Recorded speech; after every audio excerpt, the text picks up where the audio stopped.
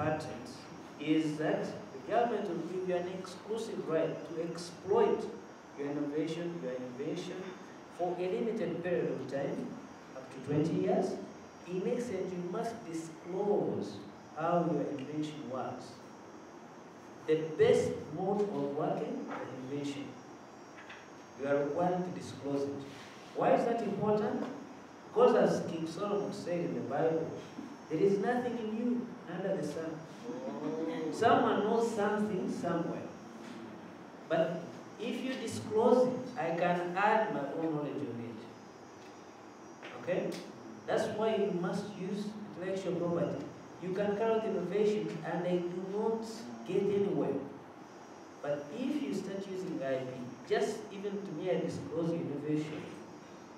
You don't know how many people read those papers. There are companies who spend billions of dollars. The only job they do is look through patent documents and figure out where the technology is going. One of the best companies that does that is called IBM. IBM, for you today, you're talking about something they started working on it maybe 10 years ago. You know about artificial intelligence? You know about artificial intelligence? Yes. IBM is the pioneer with a system called Watson. Okay. Why? They read patent documents, figure out where the technology is going. And number two, you do not want to reinvent the wheel. We are at training with students from Barra University, and the student told me he had spent 2 years for his postdoctoral research trying to figure out a certain formula. He came to our meeting, and it took us maybe 3 minutes to disclose a document that showed his formula, which had been invented in 1973. That was last year when he was trying to come up with a solution. So imagine if he had broken through, he would have said, I've come up with something new, only to be 50 years old. So that's why we need, and why we use patents. You disclose your innovation in exchange. So again, going back to magic, there's no way to disclose magic. What is magic? Okay? I have to rush because we spend too much time on this. Alright, I was saying about patent invention that can be patented. Remember obviousness? Remember what I said? Yes. So the person of ordinary skill, you can see here, in 1849, this guy invented safety pin. It's called Hans. He got a patent, number 6,281. That's 1849. He got this patent over a safety pin. This is maybe the 20th century. Someone comes up with this pin. It's the same concept. It's this one. What did he add? The safety feature. This. And you got the patent over it. Okay? Then you have the third guy this time. This one here. Actually, this one is 1950. I think it's just a better slide. In 1959, what did he add? He made this head turned it into a sharpener and got a patent over it. Okay? All these guys have patents. How many of you can make a safety pin? Almost all of you here can make a safety pin. It doesn't take anything. Your mother can make a safety pin. But these people have patents. And they made money because they disclosed their innovations. The moment you disclose it and have protection, no one can work your invention without your authorization. You know, cans, these aluminum cans which we use for sodas, they have that device of opening them. So the guy who invented it, he was a professor at university. He gave it to Coca-Cola. Told him, I'll charge you a penny. A penny house is from the United States. He'll tell you the value of a penny. I think it's less than a shilling. That's just too small. I'll charge you just a penny for each of those things that you put up. and open the can. In every day, he was being paid 148,000 US dollars. Okay? Because there's no alcohol who was going to start using cans without his innovation. And there's no one that would have found him if he had not gotten a patent over it. So, you here are better than these guys. All of you should have patents. These are Ugandans. You might think there are no Ugandans who get patents. This one is called David Henry Walugembe. He has an electric drive apparatus. Remember when I told you about patent and invention being a product of process? This is a process, a method of processing fresh vacuum sealed matoke. The owner of the patent is William Biarukala Baziraki in Chambo University. Yes, so we have on average 10 Ugandans who try to get patents, and a bit maybe 30 more people who cannot get them because of, now this is the biggest challenge, they cannot make a proper application. That's the biggest challenge, people getting patents. Because drafting the patent application is not, easy, but we can help you with that. Now we have what are called utility models. These are also patents. In Japan, they call them petty patents. In some countries, they call them short-term patents. What they do is protect incremental improvements. We shall somewhere demonstrate you how Japan has used these utility models to be where it is today. So you have an invention. So you invent, say, a wheel. So the Japanese man, what he will do, is going to add the threads on the wheel and get the patent over it. So you cannot sell a tire with threads without getting the license from the Japanese firm. What has he added? The threads. Okay? That's how the Japanese build their industry. And to date, you can even see it in the way they manufacture cars. The improvements are incremental.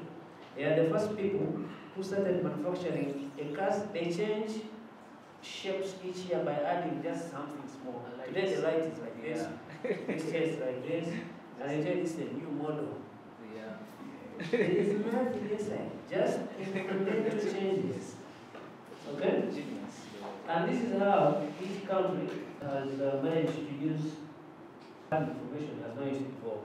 Japan, first you had Germans getting the technology from the English Industrial Revolution.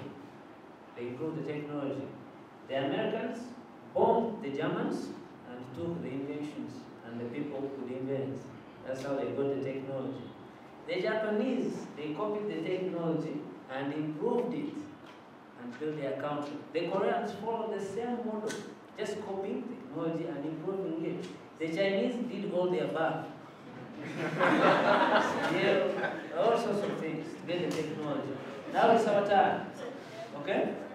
In Africa. And we have our own innovations. Let me tell you, they will tell you whatever they have to tell you. There is no one from outside who's going to come and work this country. It's us. It's your innovations. Okay? To me, it's something like that, pedal device. I'll tell you, it's going to make, I wish that person may have gotten a patent. I'll give you an example in Kenya. Someone came to university and found a professor who had designed, those waste baskets where you press and it opens. So as it opened, it would bring a good fragrance. He added something there. As it opened, it bring a good fragrance. Even if you are using it as a waste basket, it does not stink or smell. And the mechanism of generating that fragrance was through the push pedal. Another guy saw him, got the patent and stopped him from working his invention. He complained, did all sorts of things, nothing. Told him the first to file is the one who is the owner of the patent of the invention. Yes, you are the innovator. That's not the issue. The first person who filed for the invention. And you can bet someone somewhere is doing something with this. It's very simple, very useful. It is a tool that anyone can use. Okay? Utility models, I'm talking about improvements, incremental improvements. Here you have again a paper clip. There's a patent on the paper clip. Did you know that? It was granted in 1937. Paper clip patent. This guy, he just molded the wires in this way that they could function as a paper clip but with less wire. Now that is the utility model. Here you have a good lady designer. I mean this one. I think he's wearing black shoes and he was broke. So he sat down and figured something out. Get a shoe, add this strap that you can remove. It's untouchable. So you change such a strap. Yes. So you change it, the shoe changes even the design, the shape. So in the morning, the good lady walk out with these shoes, you know. In the afternoon, just add the strap and comes out with new shoes. And this is the utility model. Okay? Just adding straps on a shoe and you make money. There's a company in the United States, a lady who was doing that, was selling 90,000 pairs of shoes a year. And about 10 times that, the straps. But for her, not the straps, for her she added the sole, then she added this, what do you call this? The one on top. This one was the one that was detachable. Okay? So you change, with the same sole, you just change the thing that goes on top. And you walk around with issues every day. So most of you have these things and you're sitting on them or they are sitting in you. Trademarks. That's another IP. Just about signs that we use to differentiate our services. Not our businesses, but our services or goods. You know these trademarks? You know this company? Which one is this? 21. And this one? Yes. So you can get a trademark for your product, whatever it is. It can be software, okay? It can be hard product, like microprocessors. It can be software. It can be a service. It can be food, cosmetics, computers, broadcasting entity. Why is that important? Trademarks. That is how your product is identified in the market. All of you here have names. The person who has made the most out of his name is the man called Donald Trump. You know Donald Trump? Yes, you might have heard of him. It is life's goal to brand himself. If he touches anything, it has to have Trump. If he says something, it has to be Trump. Okay? And when he stood to be a president, he's the first person to use the least amount of money to sell or to advertise that he is standing for president. So if you have a product, you have to give it a name. I don't have time, I would have told you how to get that name, how to make it unique. But you give it a name and protect that name. Because the value today, they will tell you 80% of most ICT companies, even maybe his, 80% of the value of that entity will be in intellectual property.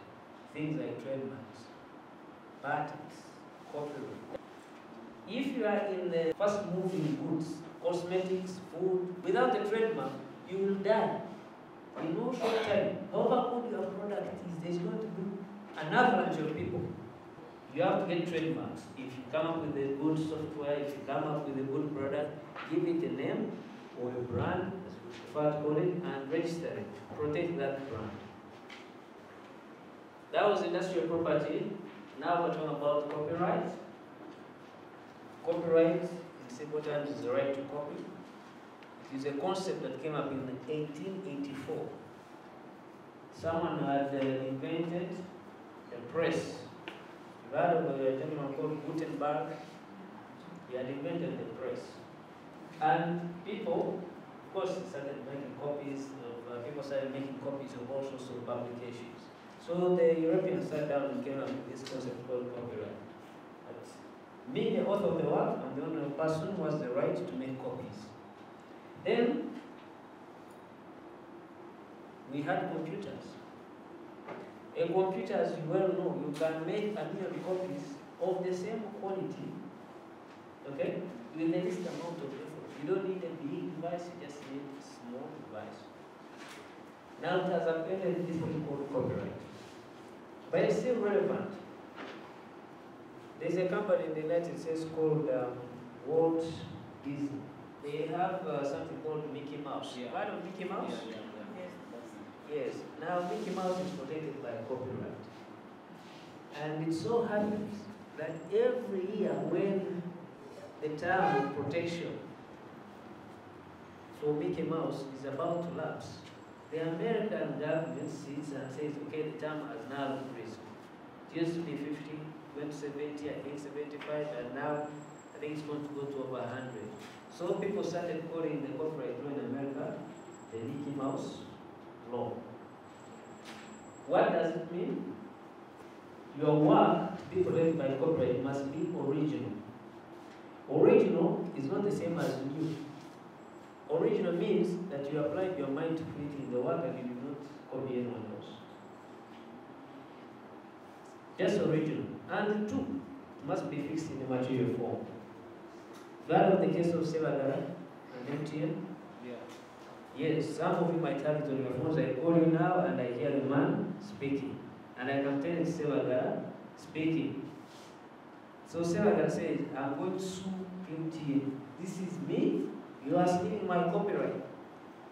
You went to court and court told you that look here. Yes, your sound recording was original, clear. However, the author of that sound recording is a person like him who's recording me. Did you get that? The person who fixes the work in the material form is the author of the work for purposes of copyright. So now I'm talking, he is recording me.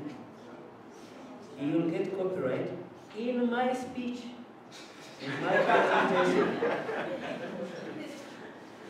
See what that? Yes. But it's important for computer programs. Now, copyright protects the expression of the idea. It does not protect an idea itself.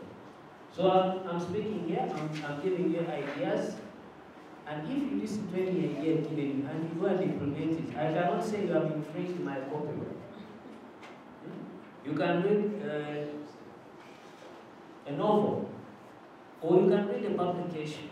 You know, some of you are very smart, you have campus studying, come up with a new innovation, you publish it.